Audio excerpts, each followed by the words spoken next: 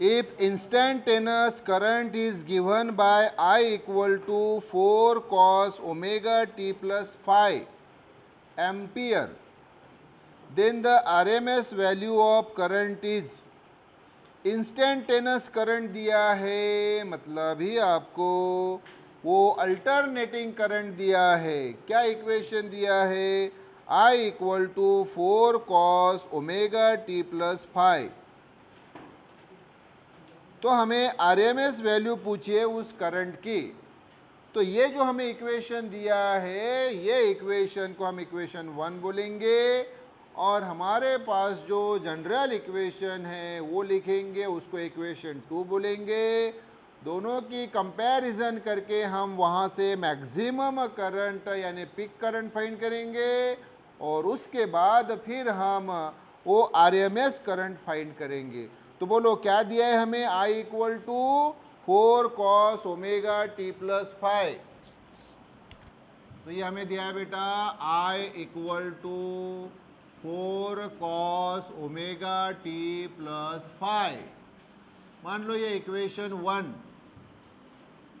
ये गिवन है, हमें ये दिया है, बट वी हैव, लेकिन हमारे पास इक्वेशन है करंट का I इक्वल टू ये I इक्वल टू I0। एक तो कॉस या साइन के रूप में रहता है, ये कॉस के रूप में दिया तो कॉस के रूप में लिखेंगे ओमेगा टी प्लस फाइव, ये इक्वेशन 2। तो फिर कंपेयरिंग इक्वेशन 1 एंड 2 वही गेट, चलो कंपेयर करो। तो I समान इक्वल टू समान ये I0, तो ये 4 कॉस कॉस समान ओमेगा टी प्लस फाइव समान, तो देयरफॉर I0 इक्वल टू 4 इतने एम्पियर। ये I0 जो है बेटा ये मैक्सिमम करंट या पीक करंट, तो I0 ये बेटा मैक्सिमम करंट या इसी को बोला जाता है पीक करंट। तो देयरफॉर हमें पूछा है IRMS, root mean square current, तो ये होता है फॉर्मूला I0 अपॉन रूट 2। तो I0 की वैल्यू 4 है अपॉन रूट 2, 4 यानी बेटा 2 इंटू 2 अपॉन रूट 2, वैसे ही ये 2 और ये 2 यानी रूट 2 इंटू रूट 2 अपॉन ये रूट 2 कैंसल, तो ये आ गया 2 रूट 2 इतना एम्पियर IRMS। तो ये आंसर। और अभी आप बेटा मुझे वहाँ से ऑप्शन बताओ, कौन सी? Option B is the right option. Clear क्या रे बाबू? इधर रे बाबू, यस यस यस। तो बेटा ये प्रॉब्लम क्या था देखो, फिर हमें दिया हुआ है इक्वेशन करंट का, इंस्टेंटेनियस करंट यानी वो alternating current I equal to 4 cos omega t plus five से इक्वेशन 1, और हमारे पास जनरल इक्वेशन है करंट का, तो हमने लिखा but we have I equal to I0 cos omega t plus five. ये साइन या कॉस के रूप में रहता है, तो ये कॉस में दिया है इसलिए हमने ये कॉस के रूप में लिया है।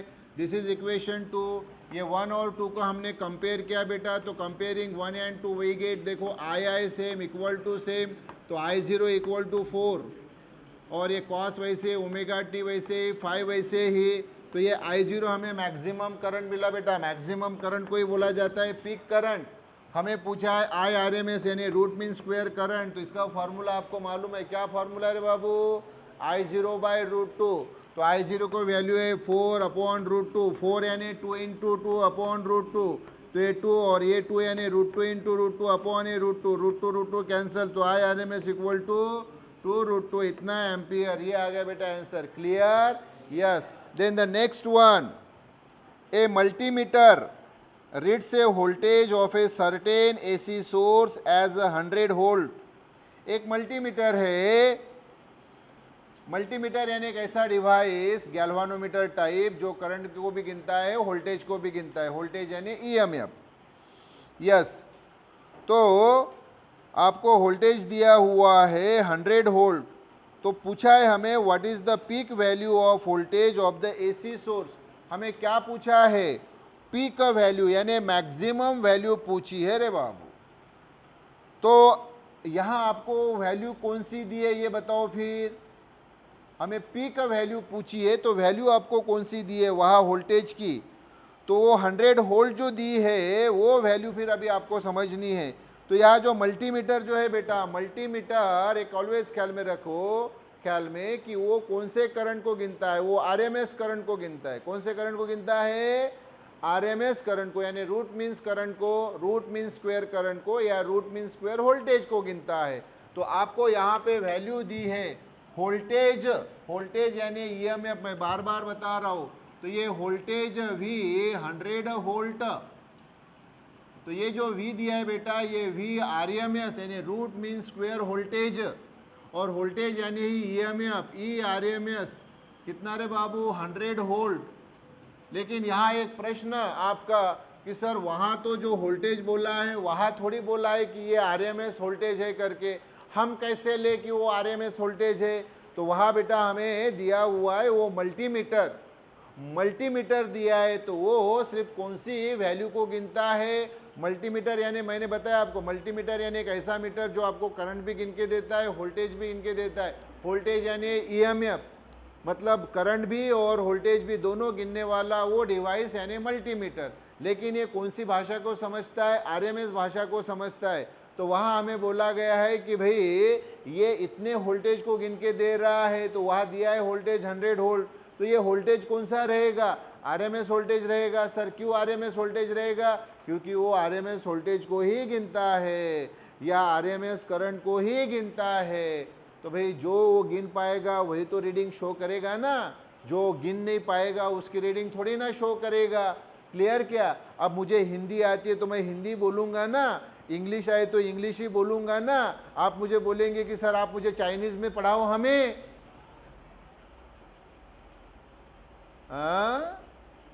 क्या? अगर तुमने बोला कि सर चाइनीज़ में पढ़ाओ तो मुझे आनी चाहिए ना चाइनीज़, हाँ चाउ माउ आना चाहिए ना, तो मैं बोलूँगा, नहीं तो कैसे बोलूँगा? बिल्कुल। तो ये कौन से इसको समझता है? आरएमएस की भाषा समझता है, आरएमएस करंट और आरएमएस वोल्टेज की। Yes sir. तो ये आरएमएस ये दिया है 100 वोल्ट, और हमें पूछा है सर वो मैक्सिमम यानी पीक ईएमएफ। तो फार्मूला मैंने आपको बताया है, E RMS equal to E 0 upon √2। तो सर ई आरएमएस हमें दिया है 100, ये ई 0 बाई √2 इधर लिया तो 100 √2 equal to E 0, left equal to right, so right equal to left. तो देयरफॉर ई 0 इक्वल टू 100 √2, इतना वोल्ट, पूरा वोल्ट लिख सकते हैं या सिर्फ V लिख सकते हैं, नो प्रॉब्लम। तो ये आ गया रे बाबू आंसर। ऑप्शन जरा बोलो, कौन सी ऑप्शन? हाँ, तो वहाँ ऑप्शन जो है कौन सी ऑप्शन है? जल्दी बोलो। हाँ, वो ऑप्शन आप बोलेंगे सर ये ऑप्शन तो वहाँ है ही नहीं, कोई बात नहीं अभी आ जाएगी। इस रूप में, इस फॉर्म में आंसर नहीं दिया है तो कोई बात नहीं। तो ये 100 √2 यानी 1.414 होता है, मालूम है ना? ये दो वैल्यूज ऑलवेज ख्याल में रखो, √2 और √3। √2 यानी 1.414 और √3 यानी 1.732। ये बहुत काम की वैल्यूज है।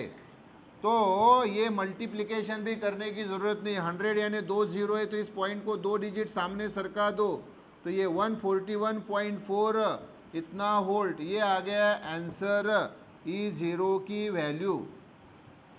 तो अब बताओ ऑप्शन कौन सा? Option C is the right option. Clear रे बाबू? Yes yes.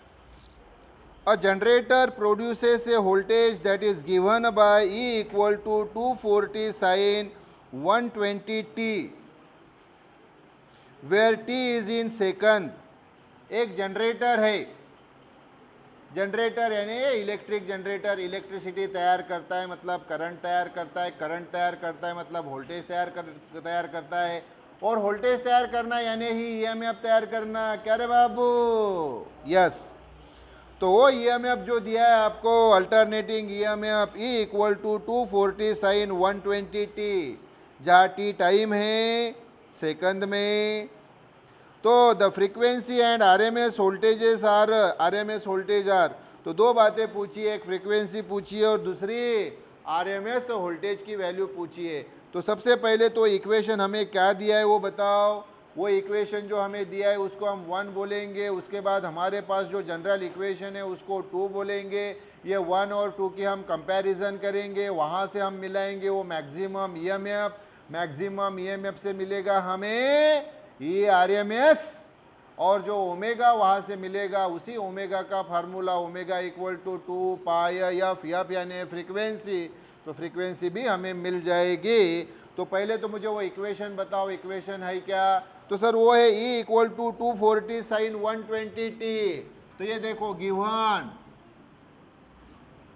E equal to 240 sine 120 t से इक्वेशन 1, बट वी हैव, लेकिन हमारे पास है क्या है, E equal to E zero sine omega t से इक्वेशन 2।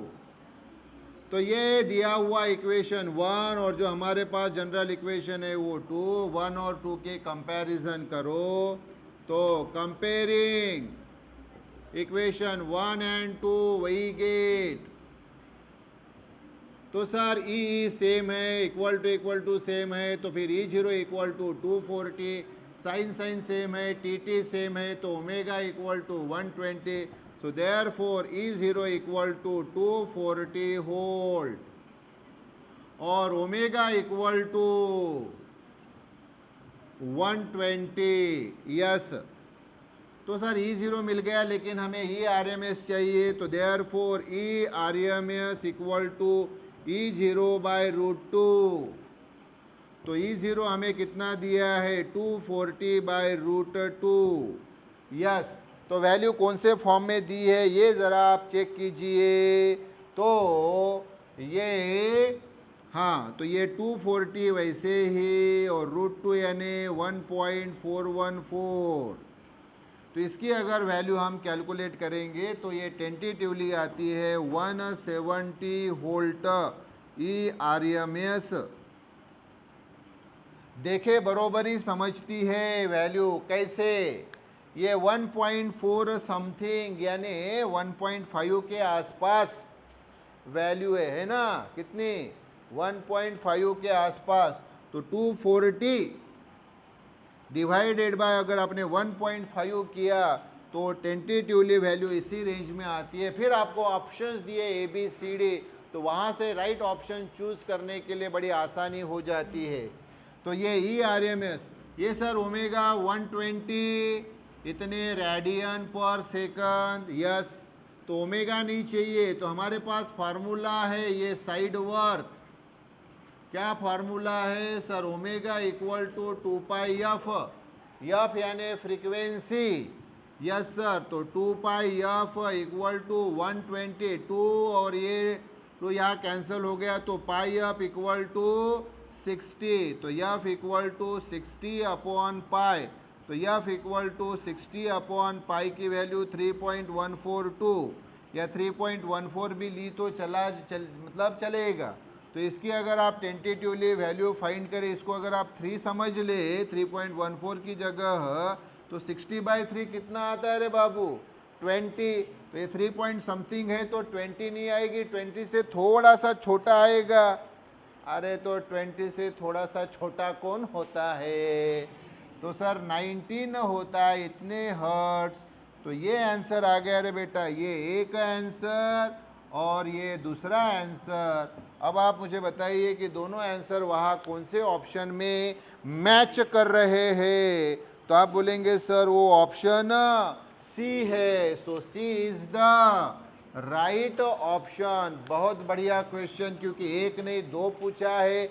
ये आपके एंट्रेंस के लिए भी है और ये बोर्ड के लिए भी इम्पोर्टेंट है। So for both the exam this MCQ is important. Clear रे बाबू? Yes रे बाबू? Yes.